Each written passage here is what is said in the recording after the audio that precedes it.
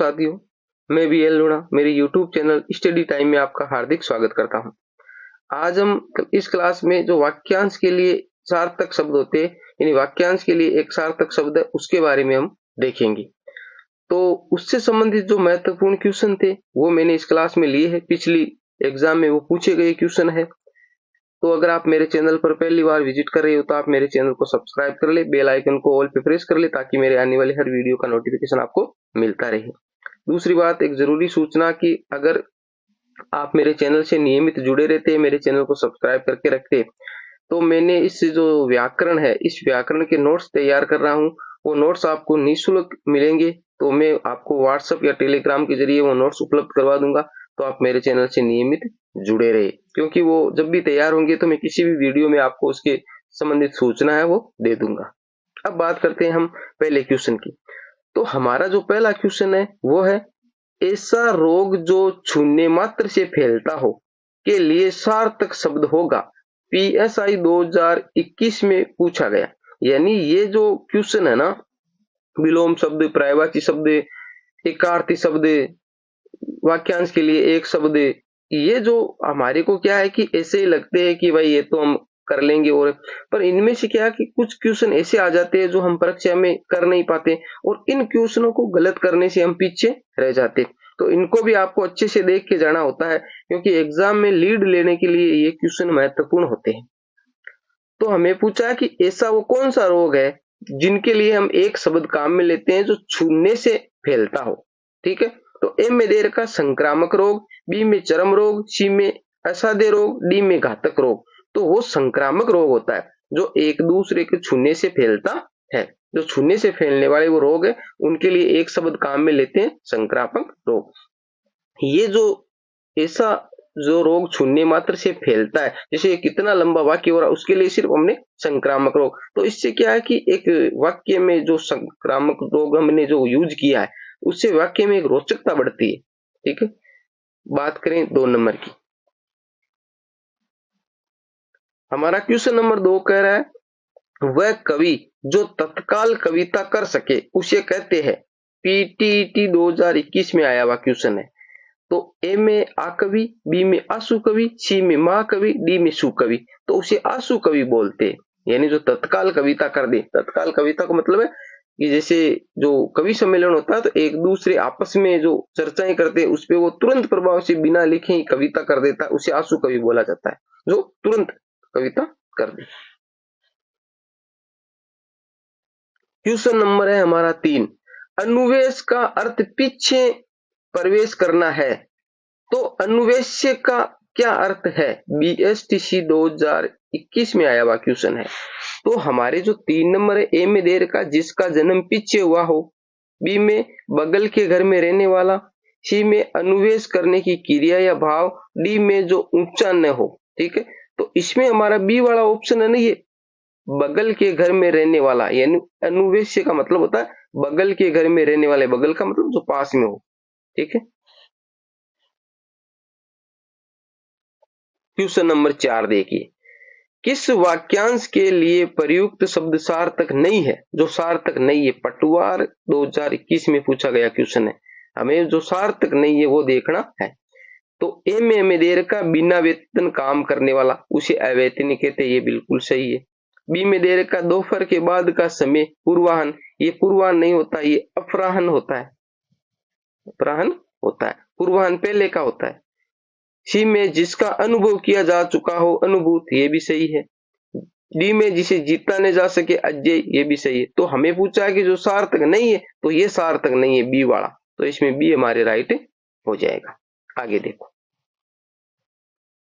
Question number 5 देखिए, वाक्यांश के लिए एक शब्द के संदर्भ में असंगत विकल्प चुनिए। कृषि पर्यवेक्षक 2021 में आया हुआ, यानी जो असंगत है वो चुनना है। ए में दे रखा विजय प्राप्ति की तीव्र इच्छा, तृष्णु। बी में रचना करने की इच्छा, शिक्षा।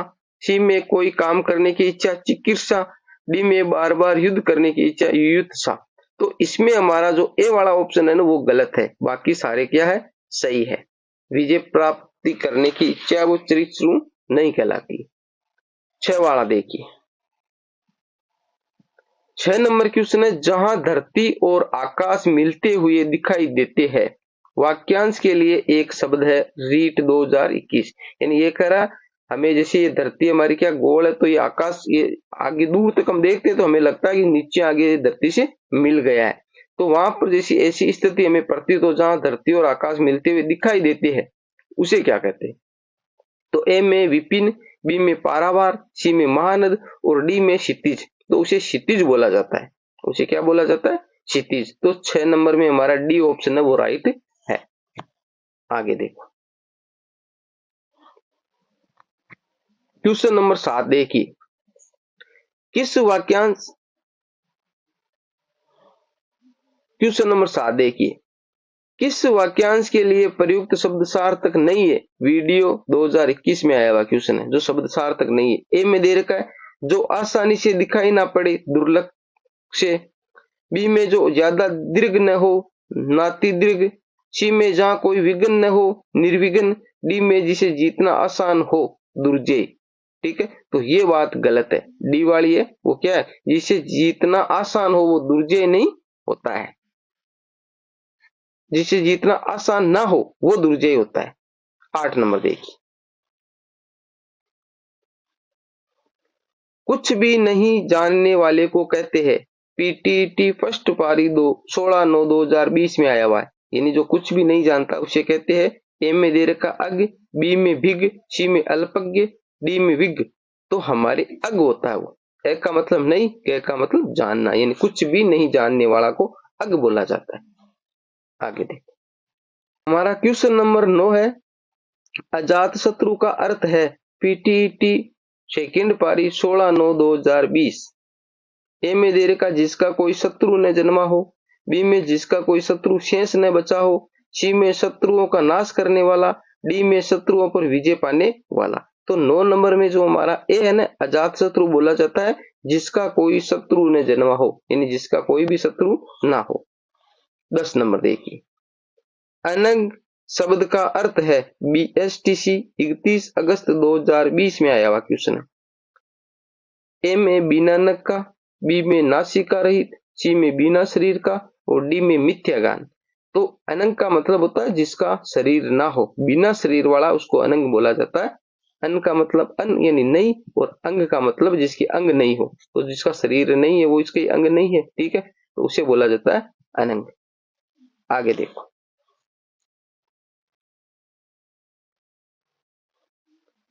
क्वेश्चन नंबर 11, निम्नलिखित में से किस विकल्प में वाक्यांश के लिए सही शब्द का प्रयोग नहीं हुआ है वो देखना है। फर्स्ट ग्रेड संस्कृत शिक्षा 5 अगस्त 2020 में आया हुआ क्वेश्चन है। ए में है, वह व्यक्ति जिसे थोड़ा ज्ञान हो अल्पज्ञ। बी में गुरु के पास रहकर पढ़ने वाला अंतेवासी। सी में पर्वत के ऊपर की समतल भूमि उपत्यका और डी में छोटे बच्चों को सुलाने के लिए गाया जाने वाला गीत लोरी। तो इसमें जो सी वाला है ना, ये गलत है, बाकी सारे सही है। पर्वत के ऊपर की समतल भूमि उपत्यका नहीं कहलाती, ये गलत है। बाकी ए बी और डी है वो राइट है। 12 नंबर क्वेश्चन देखिए, हमारा 12 नंबर क्वेश्चन है, 90 तुल्य शब्दों में अपनी बात कहने वाला वाक्यांश के लिए उपयुक्त शब्द है। पुस्तकालय 2 अगस्त 2020 में आया हुआ क्वेश्चन है। तो 12 नंबर में ए में दे रखा मिष्टभाषी, बी में दे रखा मितभाषी, सी में दे रखा अभिभाषी, डी में दे रखा मृदुभाषी। तो हमारे इसके अंदर जो बी वाला ऑप्शन है ना वो मितभाषी, यानी 90 तुल्य शब्दों में अपनी बात कहने वाले को मितभाषी कहा जाता है। ठीक है, आगे देखिए, नंबर 13 देखिए, जिस पर अभियोग लगाया गया हो वाक्यांश के लिए उपयुक्त शब्द इनमें से कौन सा है? फर्स्ट ग्रेड 3 जनवरी 2020 में पूछा गया क्वेश्चन है। ए में दे रखा अपराधी, बी में दे रखा वादी, सी में अभियुक्त और डी में अभियोगी। तो हमारे जो सी वाला ऑप्शन है अभियुक्त, यानी जिस पर अभियोग लगाया गया हो उसे अभियुक्त कहा जाता है। 14 नंबर देखिए, शतावधानी का अर्थ है। पीटीटी 2019 में पूछा गया क्वेश्चन है। ए में दे रखा 100 मन ध्यान रखने वाला, बी में 100 आदमियों की रक्षा करने वाला, सी में 100 रुपयों को सावधानी से रखने वाला, डी में जो 100 बातें एक साथ याद रख सकता है। यानी डी वाला जो ऑप्शन है वो है इसका शतावधानी, जो 100 बातें एक साथ याद रख सकता है।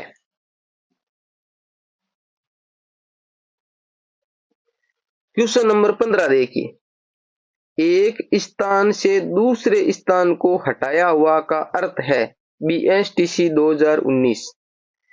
ए में दे रखा है परिशीलन, बी में दे रखा स्थानापन्न, सी में दे रखा स्थानांतरित और डी में दे रखा परिशिष्ट भ्रमण। तो हमारे 15 नंबर में ये बी वाला स्थानापन्न, जिसको बोलते हैं ना डेपोटेशन पे लगाते हैं इंग्लिश में ना शब्द, तो एक स्थान से दूसरे स्थान को हटाया हुआ को बोलते हैं स्थानापन्न। ठीक है, 16 नंबर देखिए, 16 नंबर है, वह जो किए हुए उपकार को न माने। उपयुक्त वाक्यांश के लिए उपयुक्त शब्द होगा AO 2019 में पूछा गया। तो वह जो किए हुए उपकार को न मानने वाले को कहते हैं कृतघ्न, जो सी वाला दे रखा ये, यानी मानने वाले को तो बोलते कृतज्ञ, मानने वाले को तो क्या बोलते हैं कृतज्ञ, और न मानने वाले को बोलते हैं कृतघ्न। तो इसमें सी वाला ऑप्शन है वो राइट है, बाकी बी कृतार्थ और कृत कार्य ये नहीं है। आगे देखो, क्वेश्चन कह रहा है इनमें से कौन सा विकल्प सही है। PRO 2019 में आया हुआ क्वेश्चन है। ए में दे रखा है जो काम से जी चुराता हो, कामचोर। बी में दे रखा छात्रों के रहने का स्थान, पाठशाला। सी में जानने की इच्छा रखने वाला, ज्ञानी। डी में जो दिखाई नहीं देता हो, ईश्वर। तो हमारे ए वाला ऑप्शन है ना वो राइट है। इसमें यही पूछा कि इनमें से कौन सा विकल्प सही है। जो काम से जी चुराता उसे कामचोर कहा जाता है। बाकी तीन है बी, सी और डी ये गलत है। 18 नंबर क्वेश्चन देखिए, दूसरों पर आश्रित रहने वाला वाक्यांश के लिए एक शब्द है। सेकेंड ग्रेड विशेष शिक्षा 2019 में आया हुआ क्वेश्चन है। तो हमारा ए में दे रखा कृतज्ञ, बी में दे रखा कृत कार्य, सी में दे रखा परावलंबी, डी में दे रखा निराश्रित। तो हमारे 18 नंबर में है ना उसमें सी वाला है परावलंबी, ये है ना दूसरों पर आश्रित रहने वाले को बोला जाता परावलंबी। ठीक है, आगे देखो, क्वेश्चन नंबर 19 है, ऐसा रोग जो छूने मात्र से फैलता हो। इस वाक्यांश के लिए एक सार्थक शब्द है। सेकेंड ग्रेड संस्कृत शिक्षा 2019 में आया हुआ क्वेश्चन है, यानी ये दूसरी बार आ गया, यानी क्वेश्चन बार बार रिपीट भी होते हैं। तो क्वेश्चनों को देख के जाना, पिछले एग्जाम में क्वेश्चनों को देख के जाना बहुत जरूरी है, क्योंकि जो क्वेश्चन देखे जाते हैं उसमें 3-4 क्वेश्चन वापस रिपीट हो जाते हैं और उससे हमारे को फायदा होता है। ए में असाध्य रोग, बी में घातक रोग और सी में संक्रामक रोग और डी में चरम रोग। तो ये आपको पता है संक्रामक रोग को कहा जाता है। 20 नंबर क्वेश्चन देखिए, कुल का नाश करने वाला वाक्यांश के लिए एक शब्द होगा। सेकेंड ग्रेड 2018 में आया हुआ क्वेश्चन है। तो ए में दे रखा कुल केतु, बी में दे रखा कुलधर, सी में दे रखा कुलांतस और डी में दे रखा है कुलांगार। ऐसा शब्द है ये मात्राएं है ना, यानी जैसे क की ऊ की मात्रा है, इस छपने में थोड़ा मिस्टेक हो गया। जैसे क की ऊ की मात्रा है, ल के आ की मात्रा है, फिर यहाँ पर ये है और ग के आ की मात्रा है, ये गार, कुलांगार, यानी ऐसा शब्द बनेगा। ये डी वाला है ना, ये ही राइट है, इसमें डी वाला है वो राइट है।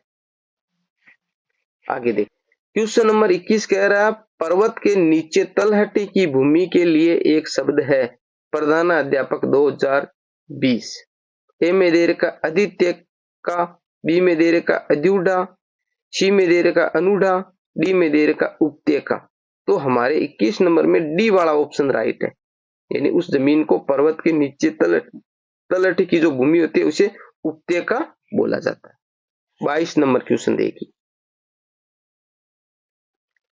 22 नंबर है, जिसे नापा न जा सके के लिए उपयुक्त शब्द है। सेकेंड ग्रेड विशेष शिक्षा 2018 में आया हुआ क्वेश्चन है।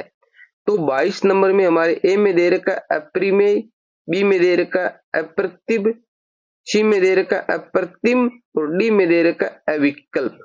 तो जिसे मापा न जा सके उसे अपरिमेय कहते हैं। यानी एक तो गणित में आपने पढ़ा होगा परिमेय, परिमेय आपने पढ़ा होगा, जिसे सिद्ध किया जा सके या मापा जा सके वो परिमेय होता है, और अपरिमेय होता है जिसे मापा नहीं जा सकते, जिसे सिद्ध नहीं किया जा सके वो अपरिमेय होता है। 23 नंबर क्वेश्चन देखिए। 23 नंबर क्वेश्चन है, जिसने मृत्यु को जीत लिया हो के लिए सार्थक शब्द है। एएओ 2018 में पूछा गया क्वेश्चन है। ए में तपस्वी, बी में देवता, सी में मृत्युंजय, डी में साधक। तो ये सी वाला है ना, वो राइट है, यानी जिसने मृत्यु को जीत लिया उसे मृत्युंजय कहा जाता है। 24 नंबर देखिए। कृतकार्य शब्द किस वाक्यांश के लिए प्रयुक्त होता है? एएपी टीएसपी 2018 में आया हुआ क्वेश्चन है। ए में देर का जो कार्य करने के लिए तत्पर हो, बी में जो क्रूर कर्म करता हो, सी में जिसका प्रयोजन सिद्ध हो चुका हो, और डी में जिसने संकल्प कर रखा हो। तो ये जो सी वाला ऑप्शन है वो इसमें राइट है, यानी कृत कार्य के लिए कहा जाता है जिसका प्रयोजन सिद्ध हो चुका हो, उसे बोलते हैं कृत कार्य। आगे देखो क्वेश्चन नंबर 25, कौन सा विकल्प सुमेलित नहीं है? जेएलओ 2018 में आया हुआ क्वेश्चन है। ए में दे रखा है अनुकूल का है प्रतिकूल स्थितियों पर पूरा सोच विचार, अनुकूल प्रतिकूल स्थितियों पर पूरा सोच विचार यानी अन्यमस्क। बी में वह भोजन जो नित्य गरीबों में बांटा जाए सदावर्त, रोंगटे खड़े कर देने वाला लोमहर्षक, और बिना पलक झपकाए निर्निमेष। तो ये कह रहा है जो असुमेलित है वो देखना है, तो हमारा ए वाला है ना वो ही इसका असुमेलित है, बाकी तीन है वो जो सुमेलित है। 26 नंबर देखिए। शुद्ध वाक्यांश बोधक शब्द नहीं है, बीएसटीसी 2018 में आया हुआ क्वेश्चन है। ए में जो जीता न जा सके अजय, बी में आकाश में उड़ने वाला खग, सी में गोद लिया हुआ दत्तक, डी में जो गिरा हुआ हो पतित। तो हमारे इसमें ए वाला ऑप्शन है जो जीता न जा सके अजय, वो गलत है। बाकी आकाश में उड़ने वाले खग यानी पक्षी, गोद लिया हुआ दत्तक पुत्र, और जो गिरा हुआ उसे पतित, ये बिल्कुल सही है। 27 नंबर क्वेश्चन देखिए। 27 नंबर क्वेश्चन कह रहा है घूमने फिरने वाला साधु कहलाता है, बीएसआई 2018 में आया हुआ। तपस्वी, परिवारजक, योगी और श्रमण। तो ये बी में परिवारजक, यानी घूमने फिरने वाले साधु को बोला जाता है परिवारजक। 28 नंबर देखो क्वेश्चन नंबर 28, किसी टूटी फूटी इमारत या बस्ती का बचा हुआ अंश उपयुक्त वाक्यांश के लिए एक शब्द है। एलडीसी 16/9/2018 में आया हुआ क्वेश्चन है। तो भग्नावशेष, खंडिताकार, खंडित और भग्न, तो ये तो सभी को पता होगा, उसे भग्नावशेष बोला जाता है, यानी भग्न धन अवशेष। इसमें भग्न धन अवशेष, इसमें एक संधि हो रही है, तो वो संधि आपको बताना, यह संधि हो रही है वो कौन सी संधि है, कमेंट बॉक्स में आप मेरे को बताइए। आगे देखिए 29 नंबर, तटस्थ शब्द से संबंधित वाक्यांश है, एलडीसी 9/9/2018 में पूछा गया क्वेश्चन है। आगे देखो इसके ऑप्शन। ए में जो किनारे से सटे हुए हो, बी में तट की रक्षा करने वाला, सी में विवाद या गुटबाजी से दूर रहने वाला, और डी में तट पर रहने वाला। तो ये जो सी वाला ऑप्शन है ना, विवाद या गुटबाजी से दूर रहने वाला, यानी सबसे वो अलग रहता है, वो जो तटस्थ कहलाता है। 30 नंबर देखिए, आंखों के सामने, इसके अंडरलाइन की हुई है, घटित घटना पर विश्वास तो करना पड़ेगा, रेखांकित वाक्यांश के लिए उचित शब्द है, एलडीसी 19/8/2018 में पूछा गया क्वेश्चन है। ऑप्शन है प्रत्यक्ष, बी में प्रत्येक, सी में प्रोक्ष और डी में प्रारूप्त। तो आंखों के सामने का मतलब होता है प्रत्यक्ष, यानी जो आंखों के सामने प्रतीक, यानी आंखों के सामने अक्ष का मतलब आंख होता है, प्रतिदन अक्ष, प्रतिदन अक्ष। इसमें भी संधि हो रही है, आप मेरे को कमेंट बॉक्स में बताएं, यानी आंखों के सामने घटित होने वाली घटना को प्रत्यक्ष बोला जाता है, आंखों के सामने। तो इस क्लास में मैंने 30 क्वेश्चन लिए हैं, एक क्लास इसकी और लेंगे जिसके अंदर लगभग 30-35 क्वेश्चन और करेंगे। तो उम्मीद करता हूं ये क्लास आपको अच्छी लगी होगी। अगर अच्छी लगी है तो इसको लाइक करें, शेयर करें और मेरे चैनल को सब्सक्राइब करके रखें। मिलते हैं अगली वीडियो में, तब तक के लिए जय भीम, जय भारत।